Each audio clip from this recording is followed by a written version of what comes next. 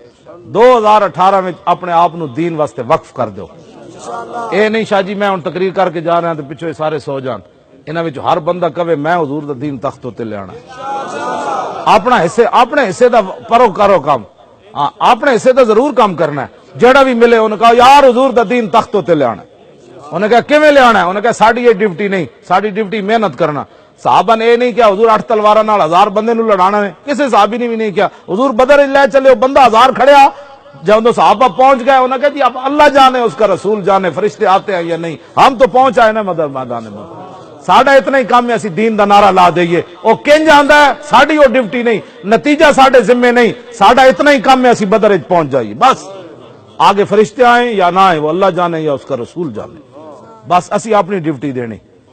کیوں جی حضرت عقیل انصاری غزوہ تبوک واسطے صدیق اکبر سارا مال لے آئے.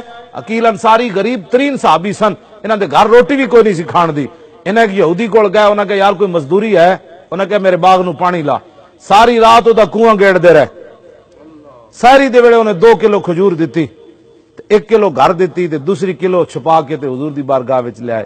عرض کی تھی حضور صدیق اکبر دی طرح سارا مال تے کوئی نہیں، ادھا مال حضرت عمر دی طرح بھی کوئی نہیں، عثمان غنی دی طرح 1000 اٹھ بھی نہ دے سکیا، عبد الرحمن بن عوف دی طرح سونا چاندی بھی نہ دے سکیا. حضور میں 1 کلو کھجور ہے. میرے آقا نے فرمایا کھجور سارے مال دے اتے رکھو.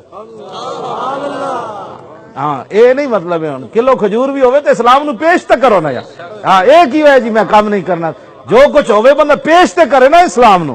کہ میں اتنا ہی کر سکنا، میں جناب 2 بندے اسلام دے واسطے تیار کیتے، انہیں دین تخت تے حضور دا لے آنا ہے. میں 3 کیتے، میں 4 کیتے، میں 5 کیتے. کوئی بندہ تو انو گال بھی کٹ دے گا نا اسلام دی اور فلانا ڈھمکانا دین کن جانا ہے، اس دن تو خوش ہو جائیں. اج مزہ آیا گال کھان دا حضور دے دین واسطے. گال ایویں بندے لوگ کٹ دیں لیکن حضور دے واسطے گٹی ہوئی گال دی قیمت دنیا تے بھی پینی آخرت تے بھی پینی کہ میں دین دی خاطر گال کھادی سی. ہاں جی اللہ تعالیٰ مجھے اور آپ کو حضور کا دین تخت پر لانے کی توفیق نصیب فرمائے.